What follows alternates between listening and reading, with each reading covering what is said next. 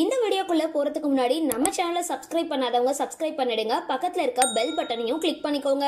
வாங்க வீடியோக்குள்ள போகலாம். தமிழ் சினிமால ஒளிப்பதிவாளர், இயக்குனர் மற்றும் கதை ஆசிரியர்னு பன்முக திறமை கொண்டவரா வலம் வந்தவர் தான் பாலு மகேந்திரா. ஒளிப்பதிவாளரா பணியாற்றி வந்த இவரு முள்ளும் மலரும் அப்படின்ற திரைப்படம் மூலமா தான் சினிமாவில நுழைஞ்சாரு. இதையடுத்து 1979 ஆண்டு அழியாத கோலங்கள் அப்படின்ற திரைப்படத்தை இயக்கியிருந்தாரு. அதுக்கப்புறம் மூடுபனி, மூன்றாம் பிறை, நீங்கள் கேட்டவை, சதி லீலாவதி அப்படின்னு 15 திரைப்படங்களுக்கு மேல இயக்கி இருந்தாரு.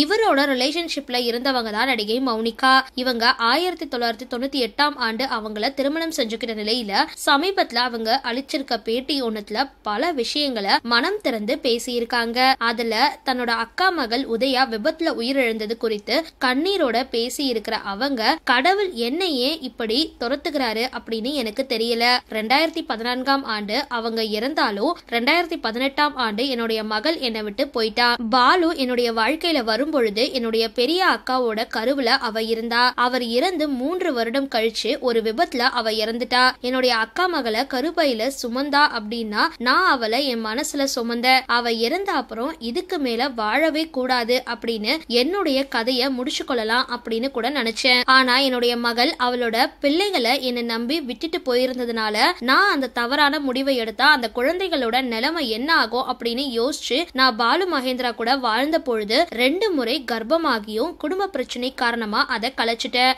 அந்த குழந்தைகளை தான் தற்பொழுது என்னோட மகள்களோட குழந்தைகளா நினைச்சுக்கிட்டு பார்க்கிறேன். என்னுடைய வாழ்க்கை எதனால இப்படி ஆனது அப்படின்னு எனக்கு தெரியல.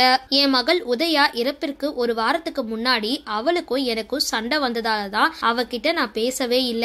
சண்டை சரியாகும் அப்படின்னு நினைச்சிட்டு கடைசி வரைக்கும் அவ கூட பேச முடியாம போயிடுச்சு. அவ கூட சண்டைய மறந்து நான் பேசி இருக்கலாம் அப்படின்னு தினம் நினைச்சு அழுதுகிட்டு இருக்கேன். அந்த ஆன்மாவுக்கு என்னுடைய மன்னிப்பை தெரிவிச்சுக்கிறேன் அப்படின்னு அந்த பேட்டியில கண்ணீர் மல்க மௌனிகா பேசியிருக்காங்க. மேலும் இயக்குனர் பாலு மகேந்திராவால உன் கண்ணீர் நீர் வழிந்தால் அப்படின்ற படம் மூலமா கதாநாயகியா அறிமுகமான மௌனிகா அதுக்கப்புறம் தாலாட்ட கேக்குதம்மா மற்றும் வண்ண வண்ண பூக்கள்னு பல திரைப்படங்களை நடிச்சவங்க பாலு மகேந்திராவை காதலிச்சு திருமணம் செஞ்சுக்கிட்டாங்க.